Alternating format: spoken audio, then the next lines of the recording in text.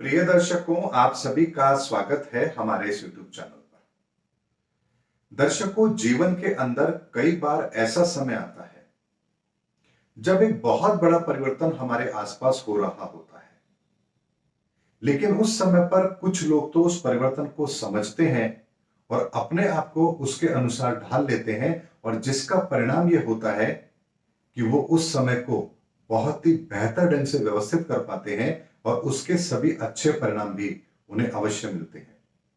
लेकिन कुछ लोग ऐसे होते हैं जो उस परिवर्तन को नकार देते हैं, और जिसका परिणाम यह होता है कि जब वो परिवर्तन हो चुका होता है तो वो अपने आप को उस मुख्य धारा से बिल्कुल अलग पाते हैं, और वो उस समय पर महसूस करते हैं कि उनसे एक बहुत बड़ी गलती हो चुकी है। और तब एक कहावत हमें याद आती है कि अब पछताए होत क्या, जब चिड़िया चुग गई खेत।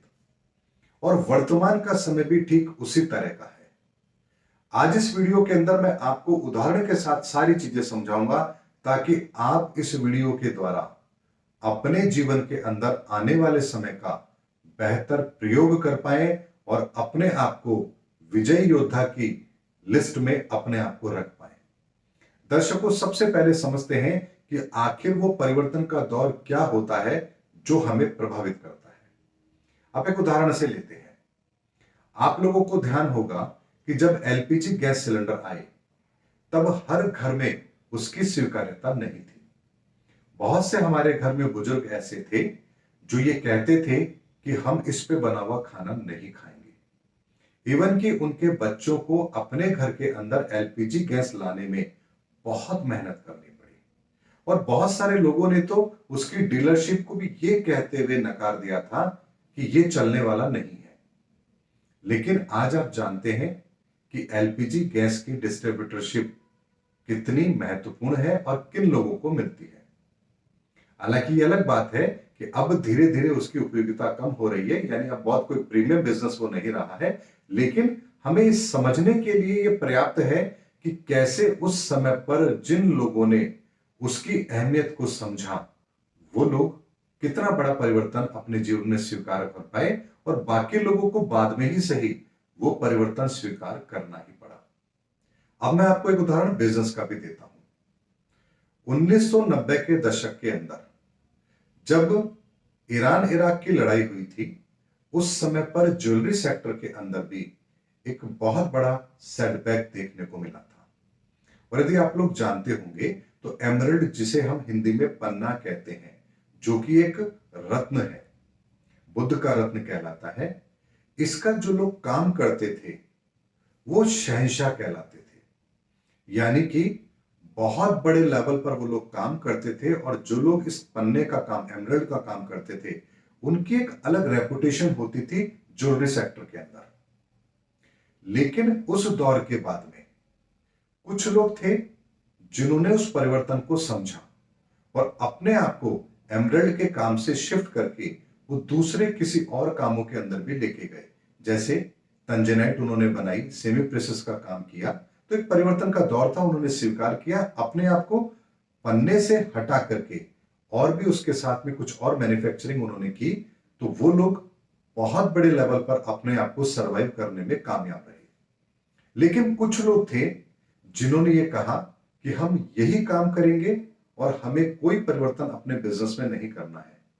तो दर्शकों, इतिहास गवाह है, वो सभी लोग आज उस क्षेत्र से गायब हो चुके हैं, क्योंकि बहुत बड़ा परिवर्तन था, और जिन लोगों ने उसे स्वीकार नहीं किया वो अतीत के पन्नों में रह गए, और जिन्होंने परिवर्तन स्वीकार किया वो आज भी बहुत बड़े बिजनेसमैन बनकर के बैठे हुए हैं। ये एक उदाहरण है हमारे सामने। और ऐसा ही परिवर्तन शिक्षा के क्षेत्र में भी हुआ। पहले लोग ग्रेजुएशन किया करते थे, लेकिन आज यदि आप पूछेंगे तो कोई भी व्यक्ति 12th के बाद में ग्रेजुएशन नहीं करता है, बल्कि कुछ दूसरे कोर्स को लेता है। चाहे फिर उसे एमबीए करनी है, इंजीनियरिंग करनी है, या डॉक्टर बनना है तो नीट की तैयारी करनी है। यानी वो अपने कार्य क्षेत्र को 12th के बाद में ही डिसाइड कर लेता है कि उसे किस क्षेत्र में जाना है, और उसी विशेष पढ़ाई को वो फिर आगे कैरी भी करता है। ये भी एक बहुत बड़ा परिवर्तन शिक्षा के क्षेत्र में हुआ, जिसे हमने स्वीकार किया। लेकिन वर्तमान का जो दौर चल रहा है, ये बहुत बड़े परिवर्तन के लिए जाना जाएगा और ये परिवर्तन हर क्षेत्र में होगा और आप देख भी रहे हैं। मेडिकल क्षेत्र में परिवर्तन हुआ। आपने देखा कि जिस टीके को बनने में 10-10 साल लगते थे, 2 साल के अंदर वो टीके बने भी हैं और उनके प्रभावी असर भी हमने देखे हैं। शिक्षा के क्षेत्र में आपने परिवर्तन देखा कि कैसे ऑनलाइन पढ़ाई होती है और बच्चों को भी एक नया विकल्प मिला ऑनलाइन पढ़ाई का।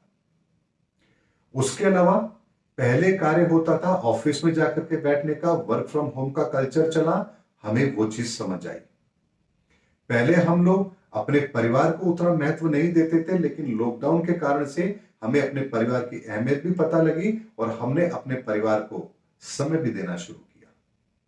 पहले लोग बचत की आदत को मानते नहीं थे, पुराने बुजुर्ग थे वही मानते थे, युवा पीढ़ी नहीं मानती थी। आज का यदि आप डाटा उठा के देखोगे तो हर व्यक्ति अपनी बचत पर फोकस कर रहा है, सेविंग्स को प्राथमिकता दे रहा है। ऐसे में जो छोटी छोटी आदतें अब हमारी बदली हैं, ये केवल आदतें नहीं बदली हैं, ये बहुत बड़े परिवर्तन की ओर इशारा कर रही है। ऐसे में आने वाले समय के अंदर कोई भी व्यक्ति यदि स्वयं के लिए सोच रहा है, दुनिया के लिए नहीं सोच रहा है, समाज के लिए नहीं सोच रहा है, परिवार के लिए नहीं सोच रहा है, देश के लिए नहीं सोच रहा है, तो इतिहास के पन्नों में उसको कोई स्थान मिलने वाला नहीं है। लेकिन जो व्यक्ति साधारण है, छोटा है, लेकिन फिर भी उसकी समझ के अंदर, उसकी दूरदर्शिता के अंदर देश है, समाज है, परिवार है, तो उसकी तरक्की की संभावनाएं अपार होंगी और यह परिवर्तन हमको समझना ही पड़ेगा। और जो ये परिवर्तन नहीं समझेगा, वो आने वाले समय के अंदर अपने आप को इस मुख्य धारा से बहुत दूर ले जाएगा और कहीं गुमनामी के अंधेरों में खो जाएगा। ये बात निश्चित है। और ये परिवर्तन का दौर राजनीति में भी होगा और जो राजनीतिक दल इस परिवर्तन को नहीं समझ रहे हैं, आने वाले 3 से 4 सालों में उन राजनीतिक दलों की क्या दुर्दशा होगी, इसकी आज आप कल्पना भी नहीं कर सकते। शायद हो सकता है कुछ का तो अस्तित्व ही समाप्त हो जाए या कुछ में इतना बड़ा विद्रोह हो जिसके कारण से कुछ नए विकल्प उन लोगों के सामने आए। ऐसे में एक आम नागरिक को भी यह बात समझनी है कि यह समय परिवर्तन का है और आप यदि युवा हैं तो आपको अपने भविष्य को लेकर के इस परिवर्तन को समझते हुए अपना भविष्य तय करना है। अगर आप स्टूडेंट हैं तो आपको आने वाले भविष्य की रूपरेखा को ध्यान में रखते हुए अपने भविष्य की रूपरेखा तैयार करनी है। और यदि आप बुजुर्ग हैं तो भी आपको आने वाले भविष्य के आधार पर अपनी रूपरेखा बनानी है। यानी यदि आप बुजुर्ग हैं तो आपको यह समझना है कि आपकी अब अपने परिवार के अलावा इस देश के प्रति भी कुछ जिम्मेदारी है और आपको अपना योगदान अब उसमें देना चाहिए। ऐसा नहीं चलेगा कि आप अपने घर में बैठे हैं, सुबह से शाम तक टीवी देख रहे हैं, बस हो गया काम। अगर आपकी यही धारा है और यही आपकी सोच है तो आने वाले समय के अंदर आपको फिर बड़ी तकलीफ अवश्य आने वाली है। ऐसे में आपके अंदर जो भी काबिलियत है, उस काबिलियत के आधार पर, अपनी योग्यता के आधार पर, अपने अनुभव के आधार पर अपने घर में अपने बच्चों को संस्कार दीजिए। समाज के अंदर यदि आप कुछ भूमिका निभा सकते हैं तो वहां आपको प्रयास करने चाहिए और देश दुनिया के लिए भी यदि आपका कोई विशेष योगदान हो सकता है तो उस पर आपको फोकस अवश्य करना चाहिए। फिर देखिए, समय आपको उम्र की बाध्यता के लिए आपको पीछे नहीं छोड़ेगा, बल्कि उस उम्र के अंदर भी भविष्य में आपको बहुत बड़ी उपलब्धियां मिले, इसकी रूपरेखा बनाएगा।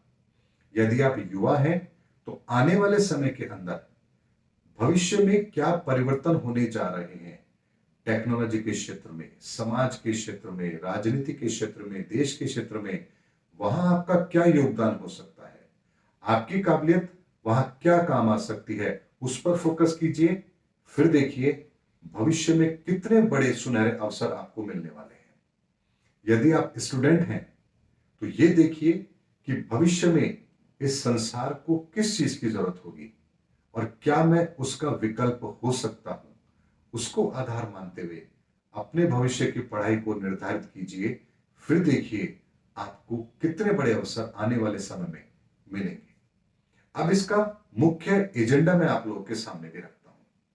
दर्शकों, आने वाले समय में टेक्नोलॉजी अपनी चरम सीमा पर होगी, इसलिए टेक्नोलॉजी के क्षेत्र में जितने अवसर आपको मिलते हैं उतने लीजिए और आगे बढ़िए। आपका भविष्य सुनहरा है।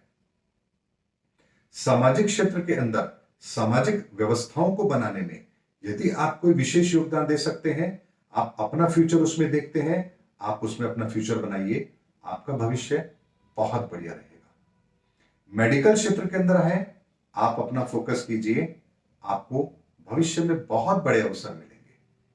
आप ईमानदारी से राजनीति करना चाहते हैं, आप राजनीति में अपना भविष्य तलाश कीजिए, आपको निकट भविष्य में बहुत बड़े अवसर मिलेंगे। आप शिक्षा के क्षेत्र में हैं, नए इनोवेशन कीजिए, बच्चों को कैसे बेहतर और शिक्षा दी जा सकती है, उनको उनके सर्वांगीण विकास के लिए कैसे नई अपॉर्चुनिटी दी जा सकती है, कैसे नए प्रयोग किए जा सकते हैं, उस पर ध्यान फोकस कीजिए। आप देखिए आने वाले समय में आप बहुत बड़े लीडर बन करके आगे आएंगे। अगर आप एस्ट्रोलॉजी के क्षेत्र में हैं तो इस ज्योतिष का ज्ञान लोगों तक कैसे पहुंचे और लोग इसका प्रयोग अपने जीवन में कैसे कर पाए और इसको एक विज्ञान के तरीके से लेकर के अपने जीवन में इसका फायदा उन्हें कैसे मिले, इसके लिए आप क्या कर सकते हैं। यदि ये प्रयोग आप करना शुरू करेंगे तो देखिए आने वाले समय में ये ज्योतिष विद्या भी आपको कितना मान सम्मान दिलाती है। विज्ञान के क्षेत्र में है, नए नए इनोवेशन में आपका ध्यान लगाइए।